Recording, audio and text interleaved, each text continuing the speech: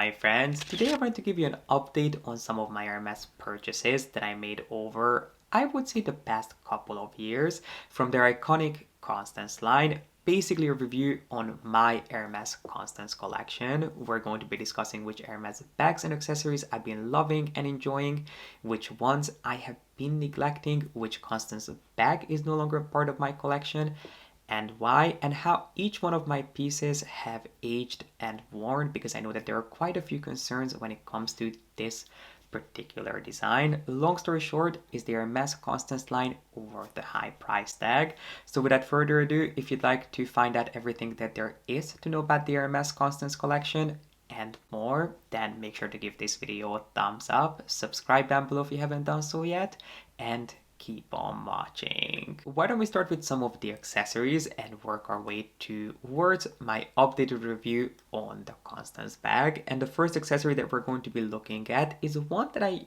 wore a ton. I mean, I remember wearing this almost exclusively for a year, but I couldn't tell you when was the last time I actually wore this piece. Well, that's not true. I could tell you if I looked on my Instagram, because I remember posting a picture with this piece, and that was the last time that I actually pulled this piece out, which is going to be my Hermes Constance belt. Now obviously there is a huge range of age belts from Hermes, but not all of them are technically called the Constance belt. The Constance belt buckle only comes in two different sizes, in 24mm and 38mm. Obviously there are different age belts in the other sizes too, but not all of those are identical to this Constance buckle. And speaking of the Constance buckle, I probably should have started with this, but in case you're not familiar with the Constance line, or you always wondered where this H craze came from, the original Constance bag was introduced in 1967, and it was designed by a lady for the House of Hermes who was pregnant at the time of her designing this masterpiece, and of course she had to name it after her unborn daughter. So if you never knew where the Constance name comes from, it's actually named after the designer's daughter. And even though the bag has been through several iterations, they have introduced new sizes, they removed old sizes, they made the strap longer, they removed pockets and added new ones. The original idea and ethos has remained untouched, which this bag is quite a confident bag. It's by no means for the faint of heart, because obviously every single piece in this collection will feature that large oversized H buckle, which is not for those who want something really subtle and underrated, but it doesn't have to be overdone. But anyway, going back to the piece that we started with, which was my Constance belt in size 24. It is a piece that I haven't really used and worn, just because it's a little bit more branded than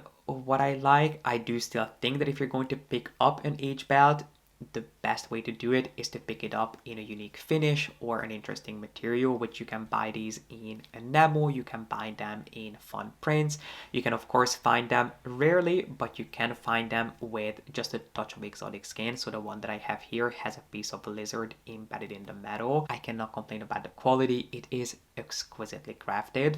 But there is one thing that I would like for you to keep in mind, which is that if you pick up really anything from Hermes in lizard, it is going to oxidize, and it has nothing to do with the Constance design or the Constance buckle. Really anything in lizard in the color natural will go a little bit more yellow over time.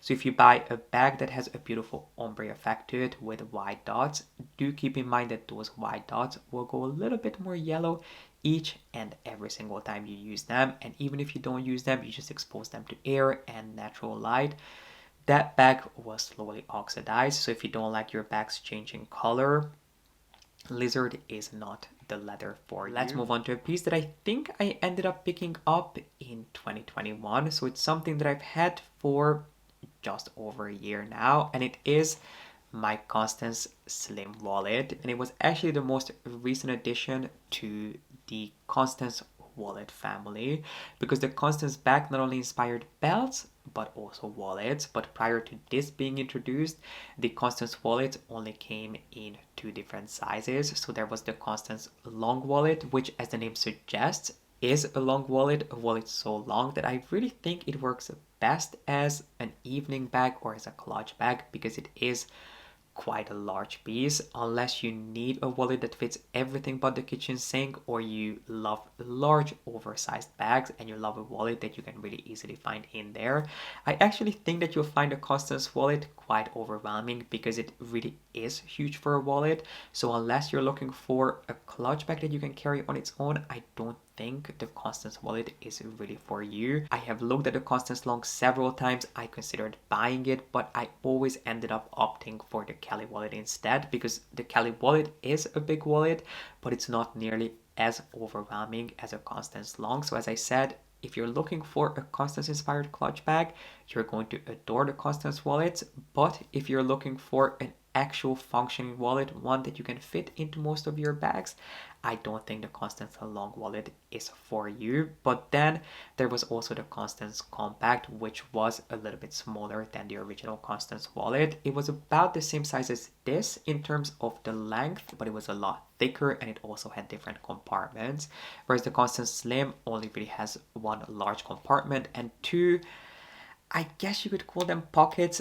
I would really want to just call them slots because you can only slide one card into each one of these slots. So you do have a large compartment in the middle, and then you have two slots, one in the front and then one in the back. And then you also get a tiny little coin purse with your Constance Slim pieces, which I have to be honest with you, I never once used that coin purse. I think it must be in the box that this came in, because I don't think I ever used that, just because if you put the coin purse in there, which genuinely doesn't fit anything but coins, and I rarely if ever use cash, once you put that in here, you're not going to have any additional room for cards other than the slot in the front and in the back. And I think I counted for my original review on this, you can fit about 8 to 10 cards in here comfortably. But I have to be honest, you're not going to have the easiest time flipping through them in here, just because this wallet doesn't have too much body to it, so it doesn't open up. Sometimes I do have to turn it upside down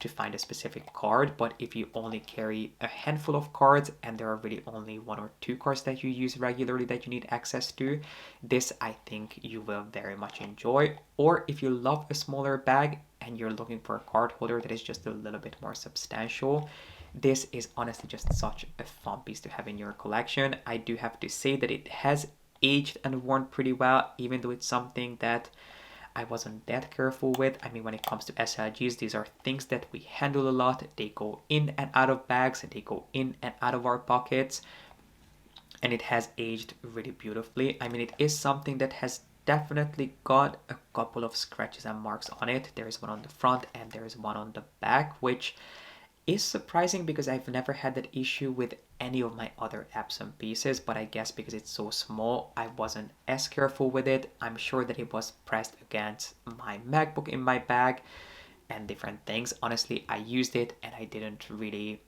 care about it that much. I wasn't as careful with this as some of the other pieces that we have coming up, but it has aged really well, and as you would expect for the price, it has added quite a bit to my collection. So this is a piece that has my stamp of approval.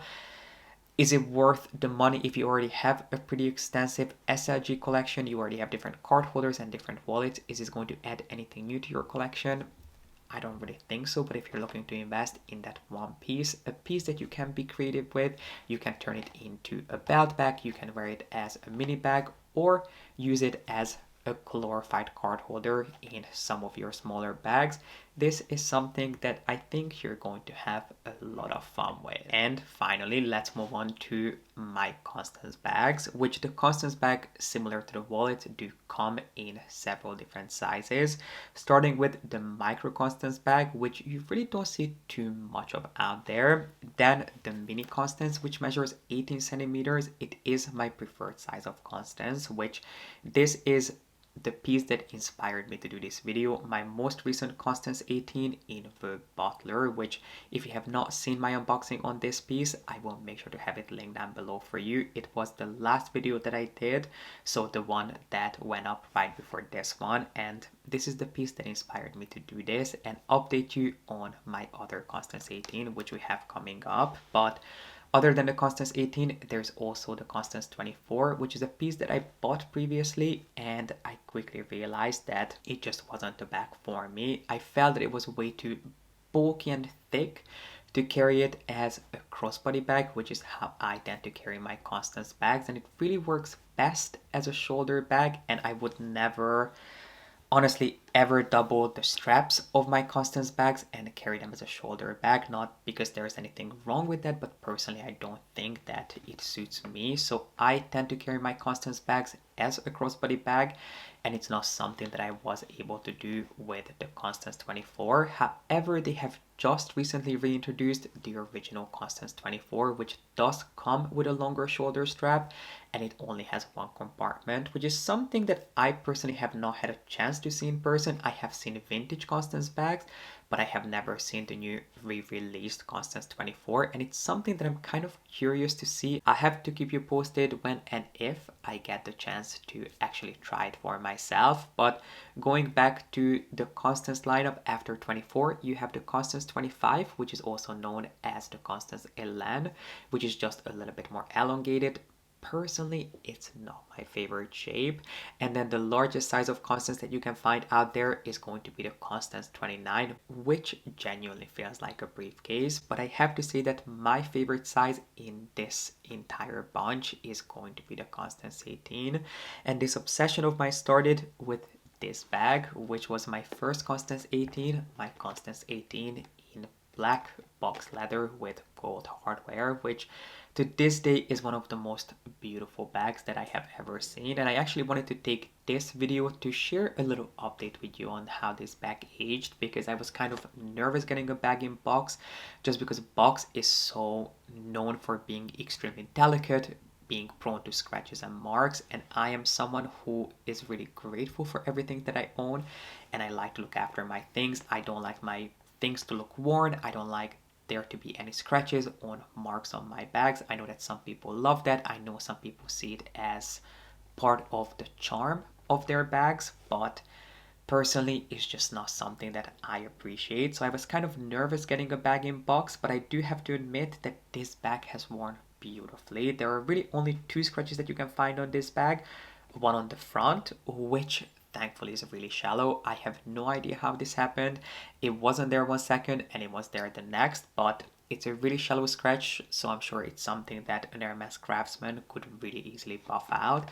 And then there is a little bit of a larger scratch on the back of the bag, which is a little bit more drastic, but honestly it is a lot smoother than it was. So I feel like just from me constantly carrying it and it being pressed against my body, it has kind of smoothed out, which is the beauty of box. Most of these scratches and marks can be repaired, but there was quite an obvious scratch on the back, which was completely my fault, and it was caused by a Chanel jacket. A jacket that I never even ended up buying, but it's something that I tried on in London, and one of the buttons that it had, when I was trying the jacket, I also wanted to try it with my bag just to see if it would really work for me, or if I was caught up in the moment of me trying something new. Anyway, I think I shared this in one of my London vlogs.